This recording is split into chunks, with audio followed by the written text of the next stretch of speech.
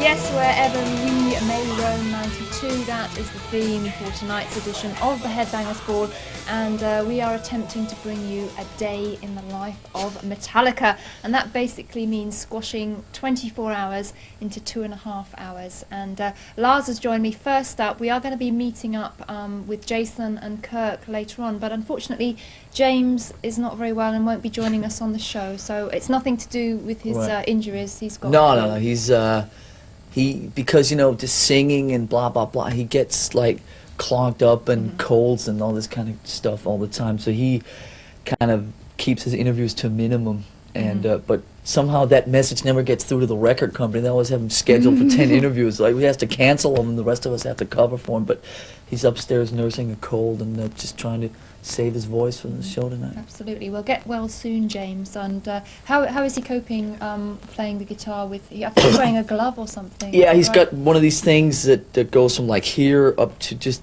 here. So he has his fingers, he can move his fingers. He has had his glove on for about 6 months. And apart from that, I mean, there's not really anything. He pretty much has full use of his arm, and you wouldn't really even notice it. It's kind of skin colored and so on. You know, it was pretty rough the first maybe month, 6 weeks, but you know, last 6-8 weeks it's been okay for him, and he's playing guitar. He's pretty sore. He sits after the show with like ice bags and stuff like that, but he's there doing it for you guys. And, so you know, got to look ruining his arm in the long run, but he is here doing all these pretty shows. So, okay, so how is the tour going? Are you? It's great tonight. Tonight's the last show, and it seemed to go really quick. It before you go to Europe. Yeah, I mean, last show in Britain. It's you know, it was the first time that we're back on this indoor stage again in like 4 months, and it was the first time that we were playing with James again in like 2 or 3 months after he was just singing. So the first couple shows, we did one show in Belgium before we came and played Wembley. So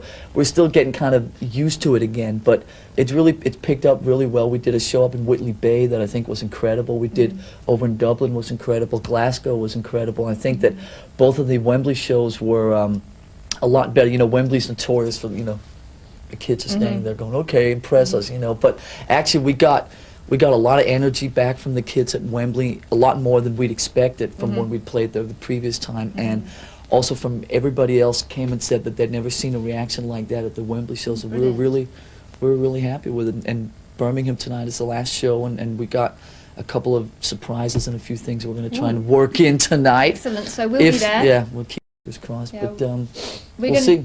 Excellent. So we're going to be following Metallica throughout the day, going down to the gig with them and being in the dressing room. You missed me waking up and picking my nose and coughing and going to the toilet and all that. But Lars, is there such a thing as a typical day? Well, you know, the typical day usually starts around 3. You know, you wake up and your tour manager comes, hey, wake up. It's like, no, give me another half hour. Well, you got to go talk to MTV and you got to go talk to some French television station. You got to do this. Well, I just got to make some phone calls first. You know, got to make some phone calls, blah, blah, blah. And then basically I'm here sitting with you, had some quick cheese and tomato toasted sandwich. Rock and roll. Yeah, very rock and roll. And now I'm sitting here nursing a glass of water and just trying to too. appear like I'm awake. Okay, well we're going to talk to Lars a lot more, but actually we're going to get a bit more serious now because we're going into the video for The Unforgiven. Ooh, that is now, heavy. A lot of people wrote in and said that they didn't really what is this video understand about? the song or the video. Now, could you... Yeah, well first I just got to say that that's probably in the last year, that's probably the question I've been asked the most. What the hell is The Unforgiven about, the video?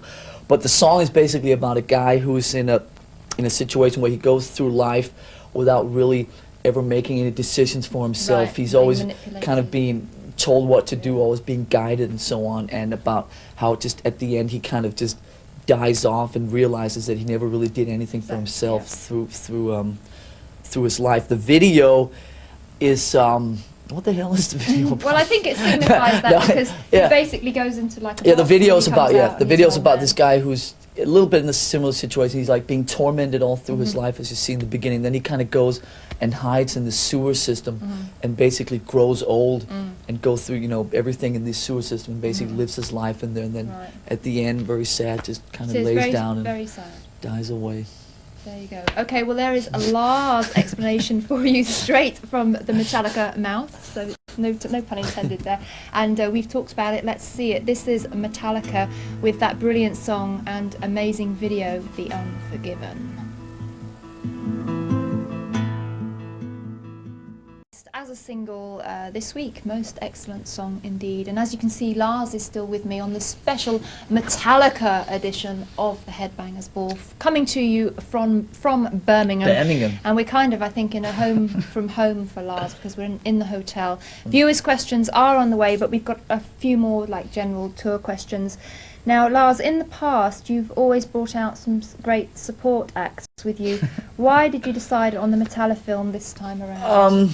It was really, you know, when I guess it's about a year and a half ago now, when we were getting everything together for the first part of the tour, there wasn't really a support act out there that we really, you know, in the past we had people like Danzig and The Cult and Queensryche and just bands that we felt, Faith No More, bands that we really felt, you know, this is somebody we feel strong about presenting to our fans as a band that we're really into. And a year and a half ago, there wasn't really anybody about that we really thought that way about. So we just said, well, where does it say in, you know, rules of rock and roll that you have to have a support act? So we just said, let's try and be, you know, like Zeppelin in the 70s or Rush or whatever, just see it and go out and see if we can pull it off by ourselves. And then we realized after that that it's like, well, just to sort of, you know, turn the house lights off and just go out on stage and just start playing, you know, Sandman or something wouldn't maybe be all that vibey. So our manager had just come back from seeing Paul McCartney, who had this, remember him? Yeah, you probably never heard of him, but had this retro film, like, even though we're not quite old enough to have sort of a retro film thing yet,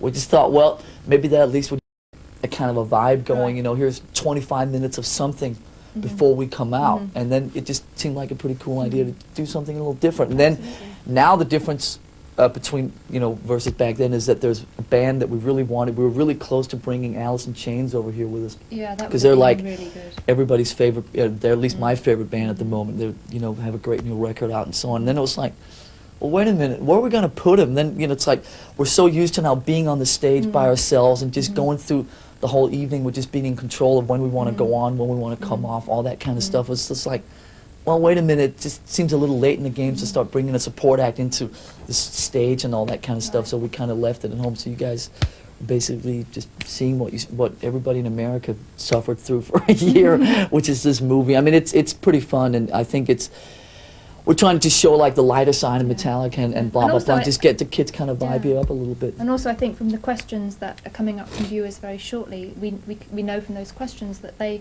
want to know a lot of things about Metallica's past as well. I think there's a lot of people like whether one likes it or not. I mean, there's a lot of people who are just getting into Metallica because of Sandman and Nothing Else Matters and The Unforgiven and so on. It's just like a lot of these people, it's like, well, is Metallica your first album? It's like, well, here, watch this. So. Good, good. Now, is any of that footage that appears in the Metallica film, is that going to be used on the, you've got 2 home videos coming out later. Tell us a little about those. It's, well, the only reason it's 2 is because it's so long that it couldn't fit on 1. So it's 4 hours, and it's called A Year and a Half in the Life of Metallica. And basically, from the moment we went into the studio in October of 1990 to start recording the album, we had a camera crew just like this guy and this guy, and all these guys follow us around. And basically, there was always right behind us there was a camera and this boom mic and the whole same stuff. And they were with us in the studio for the whole 9 or 10 months, and then went out with us on tour. And was that like some of the footage from For Wherever I May Roam? And yeah. And also there's a whole bunch of stuff from when we did the Freddie Mercury thing at Wembley, and they were basically with us on tour for like the whole year and a half. So that whole thing, there's like 35 hours of that that's been condensed down to 4 hours, and it's coming out in 2 parts because it couldn't obviously, like I said, fit on 1 tape. And it's just basically, it's not the cliche kind of and behind the scenes footage. The whole thing is basically behind the scenes footage. There's like maybe 45 minutes of performances, about 3.5 hours of just stuff, us hanging out, us being silly and so on, and that comes out, I think, in about the middle of November. And there you go. There you go. Okay, well, we are going to talk to Lars lots more. Keep your answers short, right? And we are actually going to see another drummer in action, actually. We're going to see Bonham, of course, featuring Mr. Jason Bonham. Hope Lars approves of this. We're going to see Change of a Season. And from one top drummer back to another, Lars is still here on the Headbangers Ball, and we have got viewers' questions coming up a little bit later in the show. We're just talking general tour questions at the moment. Now, I'm sure a lot of people want to know this. Your show really is a rock and roll spectacle. How long did it take to plan the staging and production?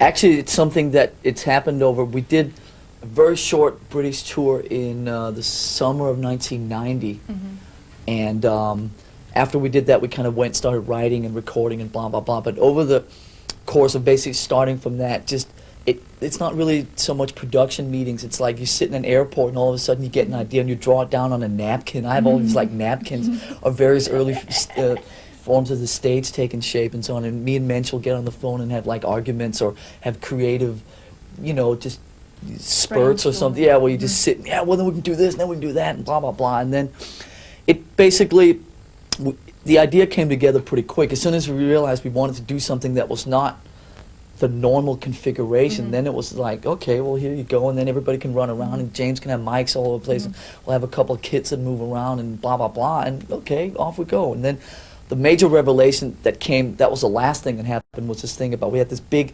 dead space in the middle of the stage because we realized we would always be playing out to, you know, where obviously where the kids were and so on. So it's like, well, the stage is so big, what's going to go on in the middle of the stage? Well, maybe we'll have like a prop or an inflatable statue or a big cross come up, or something highly original like that. And then it was like, well, maybe we'll leave that to the other heavy metal bands.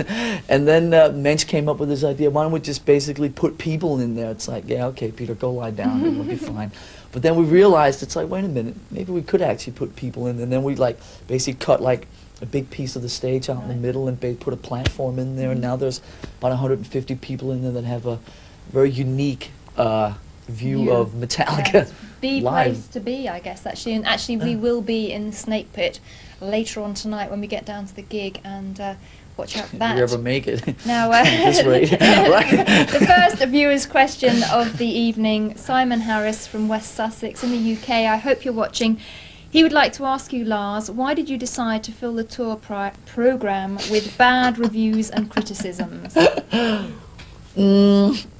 Well, we just, in the last 2 programs there, like all these like long-winded stories about, you know, how great we were. We got journalists to write the Metallica history and, you know, blah blah blah. It just seemed like after 2 programs like that, it's like, okay, enough, you know. So what else could we do? Well, when the album came out and stuff, there was some really funny reviews that just, I mean, we don't mind bad reviews. We can sit and laugh at them just like everybody else. They don't really wind us up that much. But it was just like, some of the stuff was just so funny. We thought maybe we would share it with you guys. And then, as we went on, there came more and more bad reviews. And so it's just like, well, every time we get ones that are like, I mean, it's not just bad, if they're silly or funny or something, you know, sometimes there's a couple of ones in the tour program that actually we'll talk about, you know, and when Metallica, you know, played The God That Failed or something, we've never played The God That Failed live, just like all these inaccuracies and stuff like that, so we just kind of put all that in. There's a few other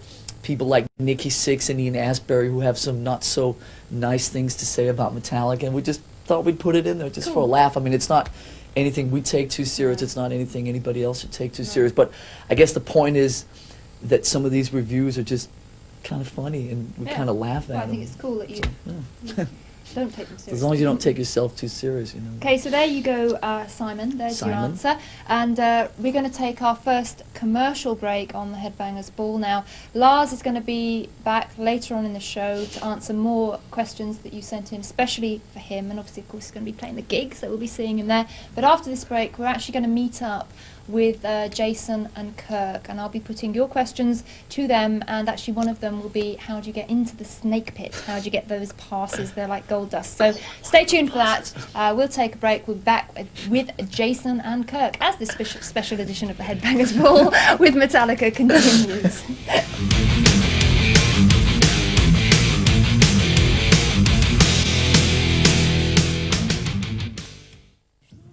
Hi there and welcome back to the Headbangers Ball, wherever we may roam, a 92 Metallica special. And just before the break there, Lars was answering your questions, and now it's the turn of Jason and Kirk to do the same. And as you can see, they've joined me on the Headbangers Ball. Welcome, you guys. Thank you. How are you doing? You're not good. Doing... Takes 2 months to make up for his one, I think is what it comes down to. Exactly. Yeah, I feel all right. He talks enough for everyone. That's right. And I'm still waking up. Oh, good. Okay, we'll well, make it.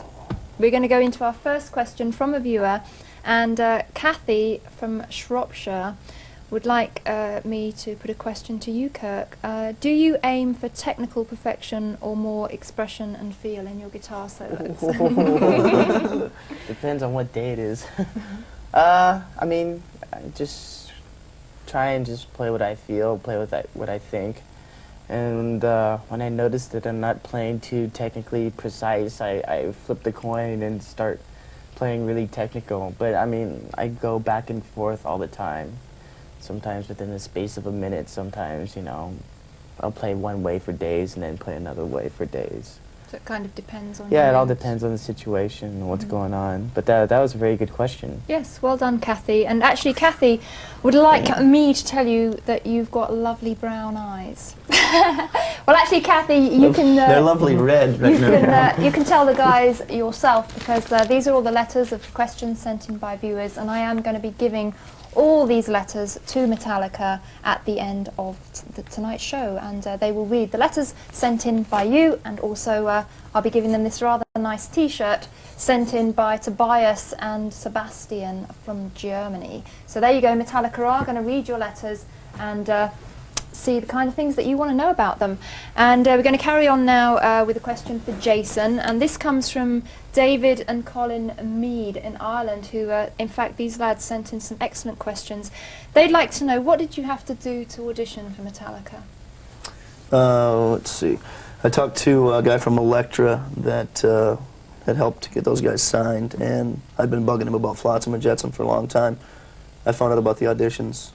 He talked to Lars, and they said, come up in 4 days, I think it was at that time, and know 4 songs. And a check. And a check. and I got pretty busy, and I found out what their set list was that they've been playing with Ozzy, and so I learned all the songs on that set list that they've been playing. Went in on that first day and, you know, gave the list to Lars and said, these are the songs I know. They said, that's great, that's our set list. And I said, okay, well, here we go. And we played So you did a bit of research. Yeah, and I played a lot at home, you know, not very much sleep in those 4 days. And after we played that first night, we sat down for a while and talked, and they had a sandwich and stuff, and then went back to Phoenix that night. Lars called me, said come back in 2 days and know this many more songs. Went back in 2 days, played the songs. We played a couple different times, took a break, you know, jammed for a few hours, then went out drinking and have a little bite, and they asked me that night. So it was within 1 week, and through, I don't know, Metallica was always a really big influence for me, so I knew a lot of the songs before this came about anyway. I spent a lot of time trying to learn some Eclipse lines, you know. So it just kind of happened. And, you know, I don't know, I felt something weird way back that it was, somehow it was supposed to be me anyway, that was going to carry on to, for Cliff to make Metallica be able to continue, you know. I felt something that it was supposed to be me. Brilliant. And it was. The others obviously did too. Actually, another question for you, Jason. Lots of viewers, I'm not going to name you all because there are loads of questions. Loads of people asking, how difficult was it for you to fit into Metallica, and will you be contributing more writing and singing in the future? It was really tough the first, I'd say probably 3 years. Oh, it wasn't. Yeah. It was fun. It was fun. It was fun. I'm not going to say it wasn't. It wasn't like these guys got really terrible mean or anything like that. It's just they constantly wound me up for about 3 years just to see, if I was going to be the guy or not. You know, if I was going to be the guy that they wanted. And I think it had a lot to do with Cliff played a really big part in these guys' lives as far as a person and especially as a musician. Right. How he showed, you know, helped everybody out, I think, with harmonies and how music works together and some theory stuff, you know. He was kind of somebody they really looked up to for musical guidance. And I think they found it hard to channel their feelings at those times. Someone who was so special to them in such a big way was taken away from them instantly. I think it was hard for them to open up and try to accept somebody else, maybe to just be taken away from them again. And so I think it was all in good fun always, right? But it wasn't easy. But I think now that after it's been 6 years now, right, and the writing thing, I'm always writing. I think all of us are constantly writing. I'm having a harder time getting into where these guys, you know, what their focus is. Like on this last album, I think I was still writing riffs that were very busy, and a lot of notes and stuff like that. And James and Kirk were kind of more into maybe Sabbathy, simple riff type of vibe, you know, and I was still writing flotsam stuff and all that. And so it's just a matter of us finally, you know, meshing together. So I try to throw in stuff when I can, and I'm trying to take over singing live, you know, it won't be long. Okay, well, we'll talk some more to Jason and Kirk very shortly, but right now we're going to see some more music on the Headbangers Ball, and just rather fittingly, we're going to see Kirk's old band Exodus. Now, these guys are back. They've got a new album called Force of Habit, and we're going to see the very first single, Good Day to Die. But before we see that, we're going to talk to Exodus and find out about some of the different styles on the album. So we'll talk to them first, and then you'll see the video, Good Day to Die. Of Metallica, coming to you from Birmingham, and of course a big part of the band's day is spent doing press and talking to the media, and that's exactly what they're doing with us this afternoon. And Jason and Kirk are still with me to answer more of your questions. And coming up for Kirk, a question from Mia in Sweden. She would like to know, why and when did you become a vegetarian? Why and when? That's interesting. Well, I was never really a heavy meat eater when I was younger, and my father used to go fishing a lot, so I was basically brought up eating just a lot of fruits and vegetables and seafood. And then as I got older, I started eating, you know, junk like Big Macs and hot dogs. Working at Burger King. I worked at Burger King, which is like, you know, the worst thing any vegetarian can do. Used to eat a Whopper for breakfast. Oh no, Go home smelling not like a Whopper healthy. too. Yeah. Once you work at Burger King, I mean, I'm sure that you'll become a vegetarian soon thereafter. But I became a vegetarian in 1985, and I've been a vegetarian now for 7 years, and you feel better. I mean, you feel lighter and you feel more clear-headed, and you're not putting a lot of different substances that they put into meat into your system. And it's just a lifestyle change that I thought I had to do. Question for Jason now, and from Janie Salamo from Finland. Janie would like to know, does Metallica have a routine for warming up for a concert? How do you all get ready to perform? I think James, Kirk, and I all do stretches for about like a half an hour. Aerobics. You know, just full-on serious stretches we've learned through different trainers and different stuff as we've went along, and from each other. And James and I both warm up from a vocal tape, you know, all that stuff. Sometimes over humidifier. Those kind of things get steam going. So that usually takes place about 35 or 40 minutes before we're actually onto the stage. Power bars. Power bars. It's like a candy bar, but a little bit chewier and a little bit thicker. More you know? cardboard flavored. But it's got all this protein and carbohydrates and everything in just this bar, and you take it with a bottle of water, and it's like gives you energy. Yeah. So, I mean, is it very much like a routine? I mean, I was sort of, like, when Kiss put their makeup on, that must have been like such a ritual, knowing what you're building up to. Is that what it's like? The stretching and all that, absolutely. It's disciplinary. every night, same time, ching, ching, ching, ching, like that before the show goes. The hour before we're actually on stage is it's regimented, you know, just no one. Everybody does their no one things. bothers us during that time. And everybody gives each other their space Apart too, from you know, MTV. nothing. Yeah, right. We'll be bothering you later on. And then Lars does. Lars has to take time to like tape his fingers. He gets his arm worked on by a tour manager, and then he always is eating something like fruit. Eats fruit, a lot of citrus right before he goes on to. So that's his thing, but he doesn't stretch that much. Right. Now, I don't want to give the secret away completely, but you do actually talk to the audience before you actually start the live show. Yeah. I mean, I would have thought maybe that's almost like an infringement on trying when you want to be really private and get your act together, kind of thing. How we do know you when cope they're with coming. that? Believe me, we know when they're coming. We make sure we're all dressed. Yeah. The whole idea is that most of us are dressed. Right. Sometimes. Sometimes. The tape that is our opening act, the Metallica tape video, it takes you from the very beginning right up to the minute we're on stage in front of you.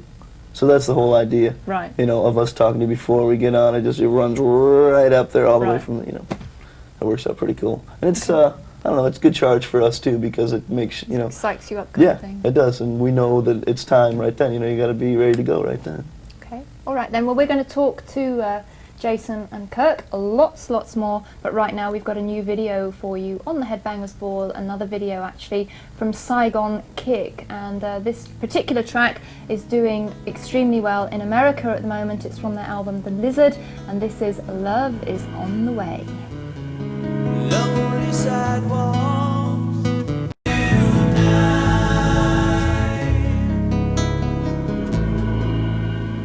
We're going Metallica crazy on the Headbangers Ball, bringing you all the action from the Metallica Wherever We May Roam 92 tour. We will be going down to the gig with the band a little bit later on, but as you can see, Jason and Kirk are still with me, ready to answer more questions from you, the viewers. And a question for Kirk coming up. Phil from Cambridge would like to know, is the second guitar in your solo spot a tape, or is it James playing off stage? What? You know, a lot of people have asked me that. It's really strange. I mean, a lot of musicians from other bands have asked me that too, and I thought it was obvious that it would be, the other guys. We must be pretty good. The other guys playing under the stage. That's what happens when I play this certain part. I play a cue, and then Jason and James come in and they're playing underneath the stage because. It's set up so that we can, play basically anywhere on that stage, including underneath it. That's good. Yeah, and that's really strange. I thought it was really evident, but I guess not. That has been coming up quite a bit, actually. Yeah. So no tapes, Phil. No tapes, mate. Band playing under the stage, sitting under there, probably with a cup of tea. Exactly. That's what's happening. Towel wrapped around their necks. That's exactly what's happening. Chilling out a bit. Another rubbed. guitar question for Kirk, actually. Nicholas Hamill from Holland. Hello there, Nicholas. Would like to know, do you see yourself as a guitar hero? Not really. He's my hero, does that count? That's nice. I'm still trying to get as good as my heroes, and until I'm that good, which will probably be never, I really don't see myself in the same light. So who's your hero then? I have lots of them. I have, Hendrix, Stevie Ray Vaughan, Eric Clapton, Michael Schenker, a lot of old blues guys, I mean, there's so many players that I admire. Because you were taught by Joe Satriani. Joe Satriani, Yeah. yeah. He's doing very well. Yeah. Oh, amazing. Joseph, yeah, he's doing So, pretty good. in short, no. In short, you know, I don't feel very heroic. He is my hero, though, man, Oh. for sure. To But Jason. I think that I can say this is Kirk and I have become pretty close this last year. We've been playing a lot together off of the stage, probably more off the stage than on the stage, actually. Acoustic, playing a lot of blues stuff. We have our Slide. VCRs. We watch like a Hendrix video or SRV video. Then we try to play our version of that song, those kind of things, right? He's the kind of person that continues to really strive to learn, well, you know, more styles and more pieces, always trying to better himself. I Great. am kind of trying to do that myself too, but I can say that as his friend and also as an admirer, you know. Excellent. The check's in the Oh, mail. man. Very quick question before we go into the next break. Either of you could answer that. This one. Matthias Kropfs, I hope I said that right, from the Netherlands, would like to know, how do you decide who gets a pass into the snake pit? Well, it all depends on the situations. I mean, there's various ways you can get into the snake pit. I mean, if you work for MTV, you can get in. But we have like friends of the band like that we give passes for. Probably the most unorthodox way to get in is that we have someone who's just walking around, and they'll just give out passes freely to anyone who looks like they might enjoy themselves in the snake pit. People that you see with the old faded Kill 'Em All shirt, you know, it's been washed Like the 100,000 real times. fans. You know, you hand them to them. Yeah. Different record companies and magazine winners and MTV winners and Right. all these kind of things. You know, they get in there, and then friends, family, other players, you know, things like that. Okay. All right then. Well, we're going to take another short break on this special Metallica edition of the Headbangers Ball, and after that we'll have loads more talking to Metallica. As I said, we're going down to the gig with the guys and check out all the action down there. And actually playing us into the break, we are going to see some Metallica live on stage at the Birmingham NEC. Enjoy.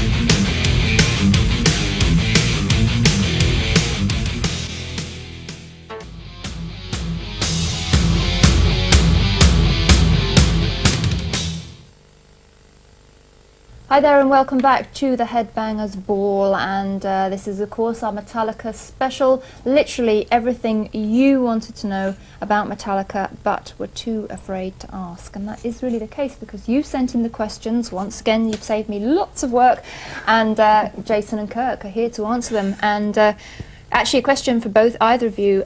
Martinat Miriam from Belgium has noticed that in the press it's rare to read about the personal lives of the members in Metallica. Is that something that the band avoids talking about, or don't you get asked about it very much? We have no life.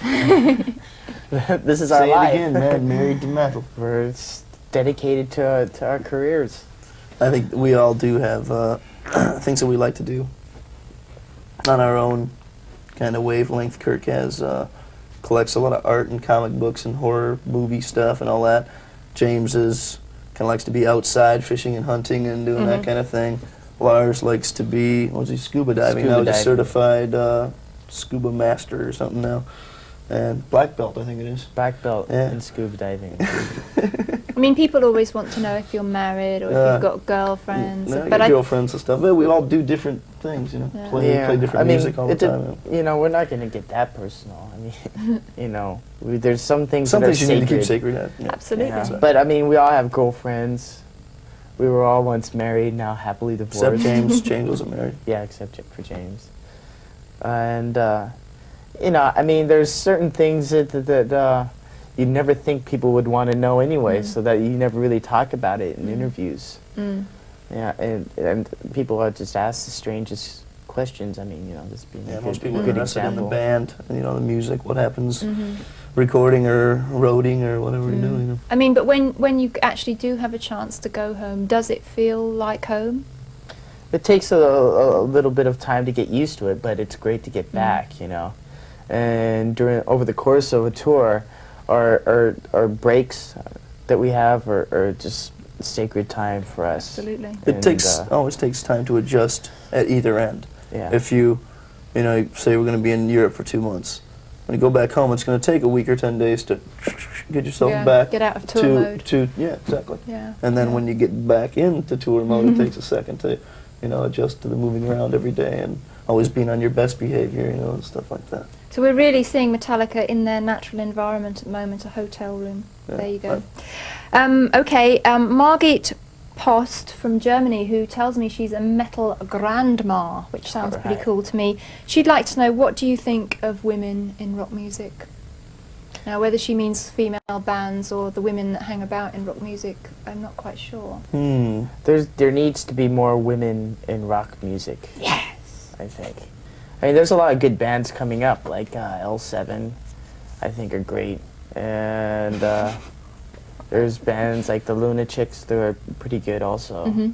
They're up and coming. But as a whole, it seems to be a male-dominated kind of music because it appeals to more males, obviously. And you know, I think it'd be good if there was a bit more female variation, because females in bands give it a different type of sound, obviously. What about the groupies, Jason? Groupies? What about them? I don't know. Is there any comment there? Oh, that was a long time ago. That's in the past. No, I think that we're seeing now that Metallica has really, you know, blossomed out here. Matured is the elegant word to use. Thank you very much for that. In America, we did, you know, 100 and whatever it was, 50 shows, 160 shows over this last little bit here, last year. And as the audience grows, you see all colors and shapes and sizes of people more, you know, than it used to be just like white guys from 12 to 20 or whatever. Now there's a lot more, you see a lot more girls. You see, let's say, a father that's 30 years old and he has a son with him that's 6 or 7. And the dad has a Kill 'Em All shirt on, and his favorite album is Kill 'Em All. And the kid's favorite album is the latest album, but they're singing all the songs from all the albums together. Brilliant.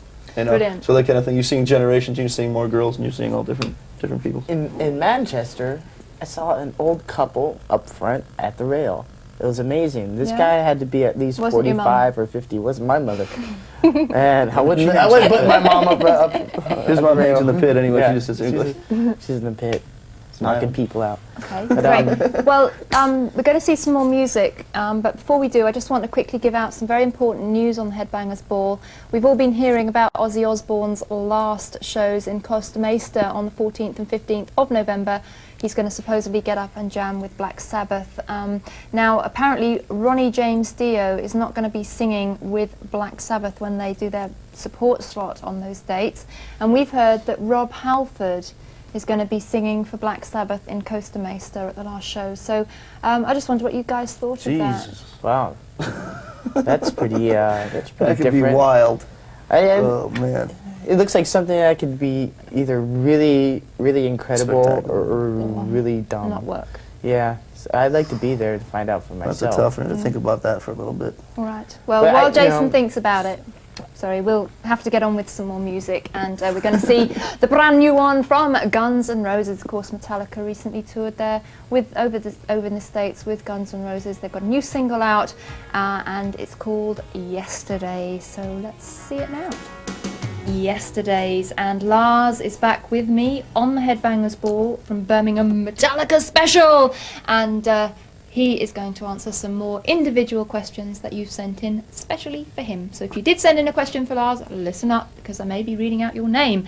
And first of all, Morten Barsch of Denmark. He would like to know, Lars. Can I answer in Danish? Well, actually, there's something about that coming up. Okay. When you released Kill 'Em All, were you aware you were starting a whole new style of music? Good question. Now, du skal du høre, Morten. Altså, det jeg vil prøve at sige til dig er... Okay, we'll do it in English. No. I mean, the one-word answer would be no. The two-word answer would be no. I mean, it really wouldn't... We just did what we... we wrote 10 songs, and we put them on the first record. And obviously we were aware that, we were a quote-unquote an American band. Most of our influences and so on came from a lot of the stuff that was going on in England and Europe at the time, but there wasn't really a band in America that seemed to have kind of fused those, all the American bands at that time, Van Halen and Journey, they were all, yeah, and Van Halen doing that whole thing, and so many bands like Van Halen, but there wasn't really any sort of European-sounding bands in America. So I guess just the combination of the two, plus me and James's own little X factors or whatever, for lack of a better word, just created some kind of sound that a lot of people had never really heard before. And I think also a very much a kind of a European, almost punkish attitude about not caring what people want from you or what people think of you, or being very stubborn and very kind of having a lot of self-confidence and just wanting to do things your own way and so on. So to answer the question, basically, no, we weren't. I said that 10 minutes ago. Okay, Danny Brunner of Austria, and lots of other people, numerous to mention. They would like to know, what is Metallica's relationship with Dave Mustaine like these days? Well, speaking for myself, I have a really good relationship. I actually saw him in Copenhagen about 3 weeks ago. They played there with Pantera, and I went and said hello. And me and Dave speak on the phone quite regularly, and just talk about things that are going on in each other's lives. The other three guys, I don't think talk to him as much as I do. Well, I know they don't talk to him as much as I do, but in terms of between the bands, I mean, there's not really any kind of problems. Dave went through a period a few years ago where he was saying a lot of negative things, but I know that deep down in his heart, it was because he was really frustrated at maybe with some of the things that was going on in his own life and so on. So me and him have a really good relationship. And, I wind him up, he winds me up, and everything's fine. Good, good, that's nice to know. Very quickly, one more quick one for the next video. Mrs. Julia Evans from Solihull, she'd like to know which member of the band is into Budgie, and have you or are you ever going to record a version of I Turn to Stone? I think that's her favourite Budgie song. Okay. I was really into, or still am, a lot of the early, especially the first 5 albums, and then some of the stuff they did around 80, 81, which is where I Turned to Stone, I guess, was on. They did a couple of things in the late 70s, but I'm the one that's into Budgie. At the moment, it's questionable. I don't want to sort of just say no and like shoot your idea down, but I think it's questionable right now. I don't think that we're going to do a lot of, it seems to be like a couple of years ago we were doing all these cover things, and now everybody else is doing all these cover EPs and all this kind of stuff, so we're probably going to give that a rest for a while, but we'll keep your suggestion in consideration and see what happens. There you go, Julia. There's your answer, and we're going to see some more music on the Headbangers. Now here comes Budgie. Lars is going to be back next. No, we can't see Budgie, I'm afraid. You did actually mention our next band, Pantera. We've got their new video it's called Walk, and here's Mr. Phil Anselmo himself to explain what it's all about before we see the video. When I was on tour, or any of us are on tour, we go out and we leave, and we can't call everybody all the time anymore. We can't drink beer with the same buddies. You can't do that anymore. This is our job. This is what we do. This is what we love. This is what we work for years on end. And then you get back into town, and all your friends who you thought were your friends are all snickering behind your back and talking about this and that, and just, you know, Phil's not cool anymore, and Daryl's just a, he's a rock star. You know, like we've really changed. And you know, that's what Walk's about. Walk's about, you know, it's like show some respect and just walk on, man, because you've done talk behind my back. Here's my face now. Talk to me like that now, because when they see you, they're like, hey, cool, dude, good to see you, man, right on. And you know, and that's not too cool. No, you know, that ain't cool at all.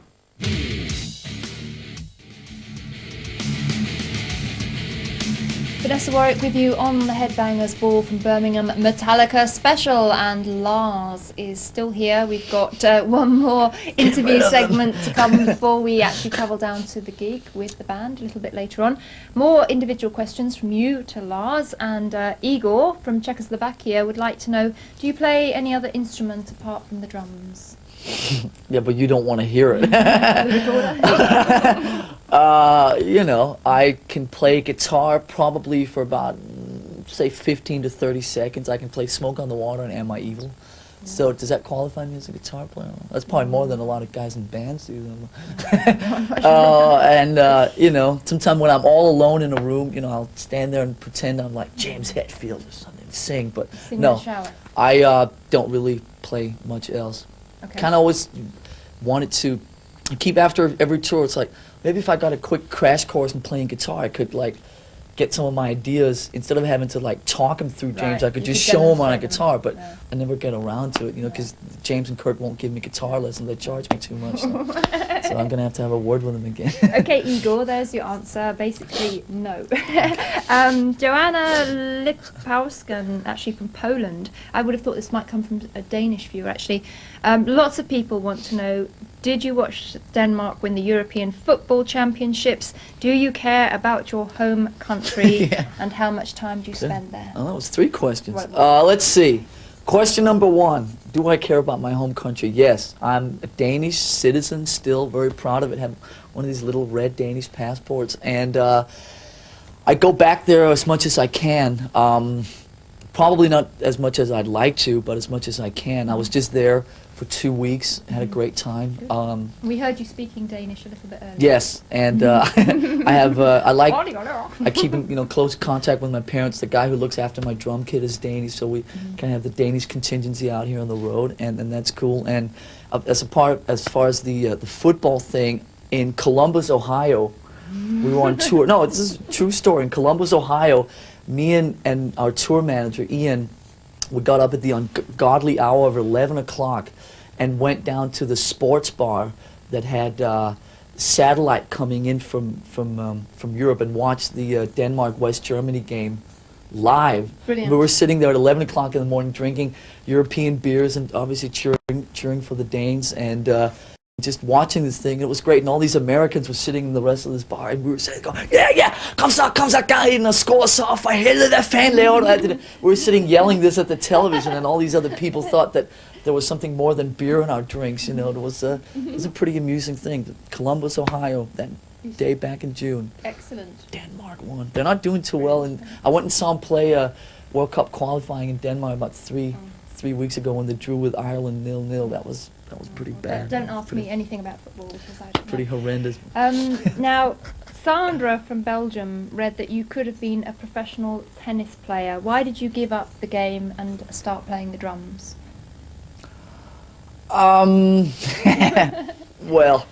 I'll leave all the silly answers out of that one. The serious one would probably be that, or the 2 ones would probably be that I've realized, I think when I was about 16 or 17, that I wasn't actually good enough to really make it all the way in tennis. And also, what happens when you're like young kid trying to, you know, become a professional tennis player, when you hit about 15, 16, that's where most of the guys drop off, because you have to be so disciplined, and you have to just focus so much, and you can't have any kind of social activities or anything. And I was like 15, 16, I started drinking beer and listening to, you know, heavy metal and all this kind of stuff like I'd been doing. And look what it did to you.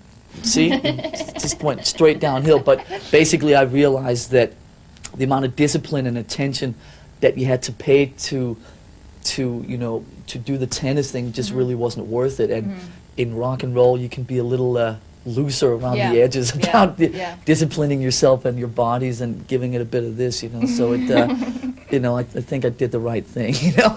Okay, there you go, Sandra. And very quickly, final question for Lars before we head off down to the gig is, will Metallica ever release a live album? Lots of people want to know that, including me. You mean there's somebody out there who doesn't have one of the, there's about 250 Metallica bootlegs out there, I think. I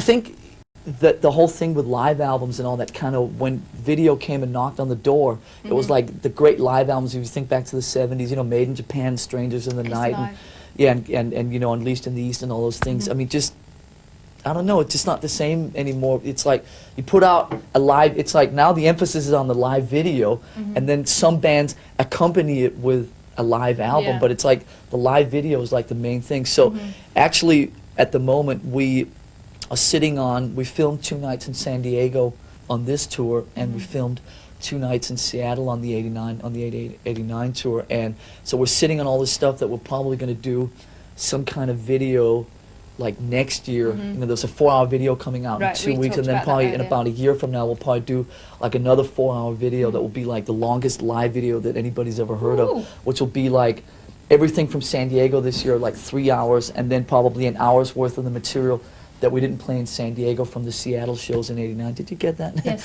And so then look for that probably next year. But whether there's going to be a quote-unquote, you know, album or CD or DCC or any of that stuff with it, who knows? Too early, but we'll keep you posted. Okay, absolutely. All right. Well, it's time for Lars and co to head off down to the gig. We're going to be joining them.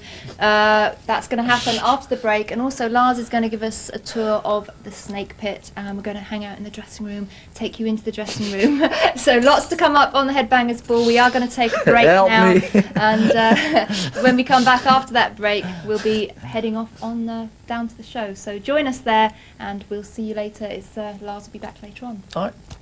See ya.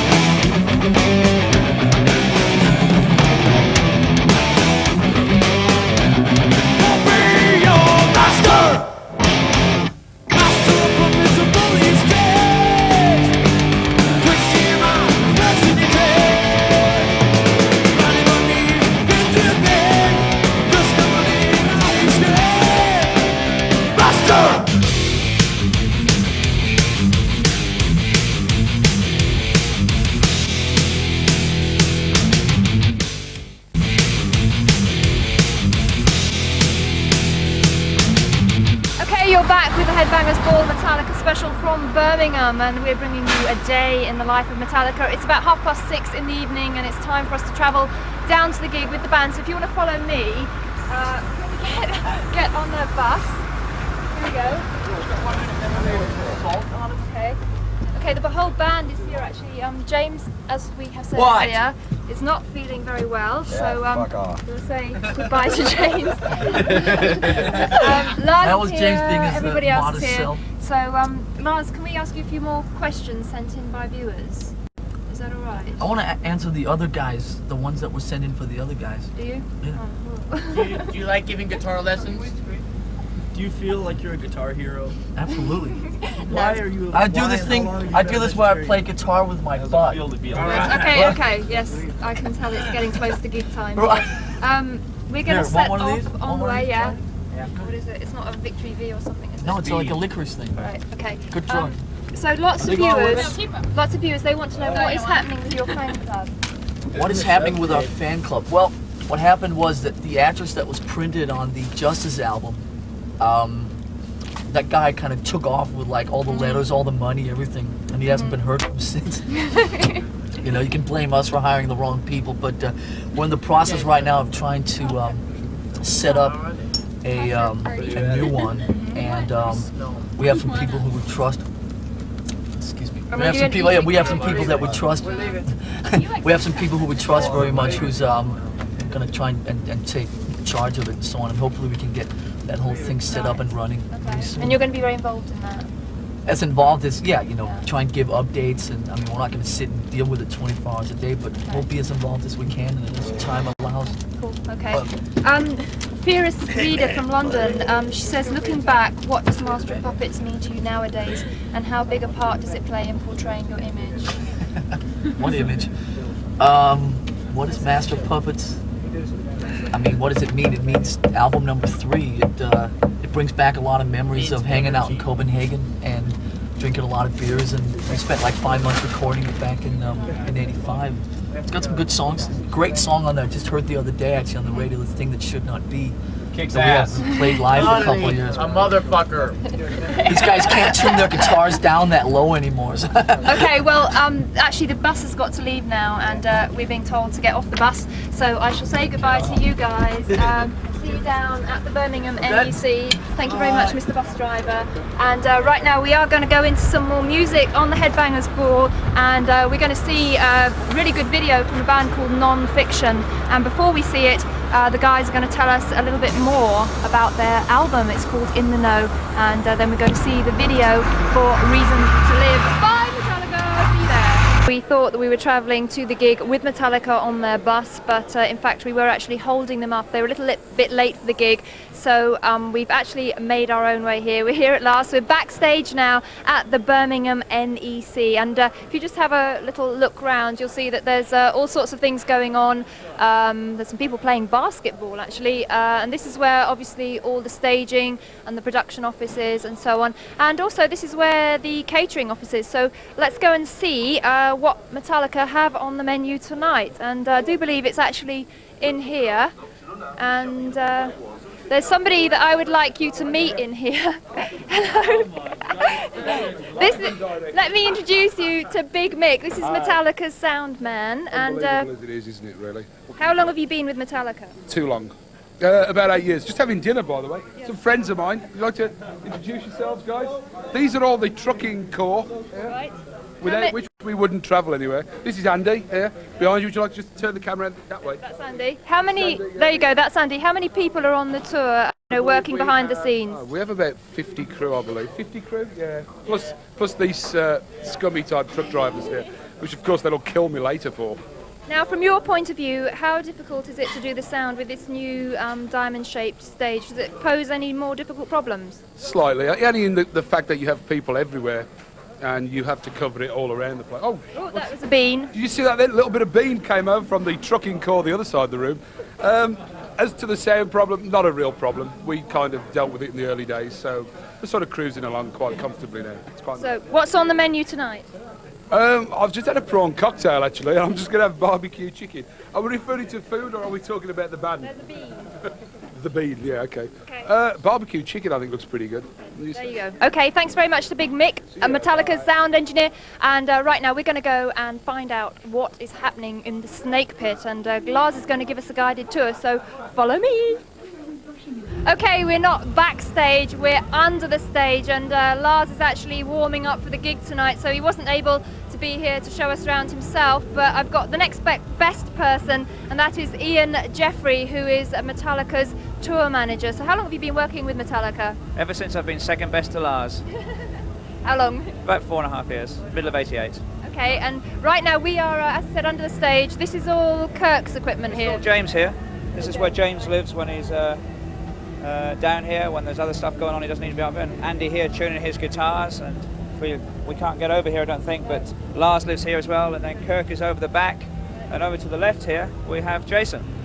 It's a great atmosphere down here. Actually, I'm going to show you something which we're probably not allowed to show you, but the whole of the ceiling is plastered with pictures of scantily clad young ladies. So there you go. That's what Metallica... young ladies. So let's move on a bit, actually. You're going to take us down to the snake pit. So if you want to follow us. Okay, this is where Lars's drum kit is being set up. And before the show, everything is hidden. The stage is completely clean, and this is where Lars's kit belongs. And it moves about a bit, does it? Well, who told you that? We mustn't give all the secrets away before the show. Let's go to the snake pit now. Right. Okay, we're heading. Are you still okay? All right, we're heading up to the famous snake pit now. And this is actually the diamonds in the centre of the stage. So how many people can fit in here? Well, it varies, but for the UK and Europe, basically 85 people. 85? Uh-huh. Just because of the health and the fire rules here in Europe, they're a bit more stricter than America. And what's the sound like when you're actually in the middle of the stage? You can see hanging above us here, we've got 2 monitors here which give a complete mix of what's going on out front, and there's a small monitor here to see what's going on the video screens out front. So how did you get into the snake pit? Oh, friends. Friends of friends, there you go, that's how you get in there. Let's carry on. Should we you take us up onto the stage? Absolutely, let's go up okay. stage. Okay, this is one of the ramps up to the stage, and I feel very privileged to be doing this, to run up one of these rock and roll walkways. Ian is still with me. We're actually going to go up onto the stage. So maybe you could tell us a little bit about how long it takes to set the stage up. Well, as you see, basically this is our Shape of Diamond stage here at the NEC. Our crew moved in at 7 o'clock this morning. They get finished about 5 o'clock, so we're looking at 9 hours to get the whole thing ready. And then take it all down and move on to the next venue. It's always a bit quicker going out, about 2.5, 3 hours on the way out and then on to the next venue. That's correct. Okay, well, let's go down onto the stage a bit more. Come on. Let's see some of the Metallica fans.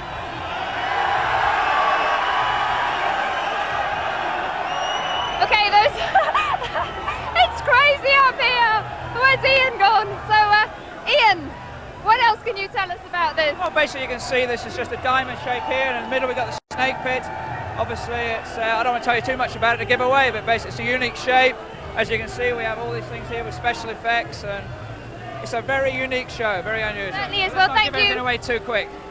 Thanks very much for showing us around. That's brilliant.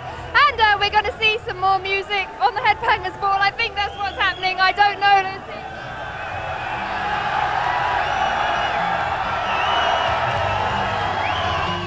Of a dream, and of course there is a very considerable connection between Megadeth and the stars of our show tonight, Metallica, because Dave Mustaine was of course the original guitarist in Metallica. I'm sure you knew that already. Now we are playing Megadeth because it's time to find out who has won our fantastic Countdown to America with Megadeth competition. Now we asked you 2 questions, quite hard questions I think, and the first one was name Megadeth's mascot, and the answer to that is Vic Rattlehead. And the second question was name 1 song on the Countdown to Extinction album that Dave Mustaine wrote about his own life. Now there were quite a few to choose from, but the ones we were looking for were Sweating Bullets, High Speed Dirt, Skin in My Teeth, and This Was My Life. And the person that got the correct answer and was drawn out of the hat a little earlier this week was Thomas Tovoli from the Netherlands. He's 22 years old, he's a big Megadeth fan, I know he is, and he's going to be flying VIP style to San Francisco on the 4th of December to meet Megadeth, hang out with them backstage on tour, and congratulations Thomas, I hope you have a really nice time, I'm sure you will. Now, while we're talking of competitions, I just want to give you a reminder of how to enter our brand new competition. It's called AC/DC's Highway to Fame competition, and there's some pretty good prizes on offer. Here's Angus Young himself to tell you how to enter. You to play the real thing, so make a VHS tape of your band playing AC/DC's Highway to Hell, send it to us, and if you're the lucky winner of our Highway to Fame competition, you'll win a recording contract for your band 1,000 Deutschmarks, and of course we're going to play the video right here on the Headbangers Ball, and I think, as Angus Young himself said, he will actually be judging the competition, so get those tapes coming in. Now, a little while ago I was up on the stage, we're actually backstage at the moment, and we played a video by The Vibes, and I didn't know what was going on. I was like totally excited to be up there, and I meant to tell you that The Vibes are the new band that formed by two members of the Throbs. Do you remember those guys from New York City? Danny and Roger from the Throbs have formed The Vibes. That was their first video for Mudslide, and you can expect a debut album a little bit later on this year. Okay, right now we're going to take a break from our Metallica special, and we'll be back with more from Metallica very soon. And don't forget that we're going to show you an exclusive playing of Harvester of Sorrow, recorded at the Monsters in Moscow festival last year. And I'll see you after the break with loads more Metallica.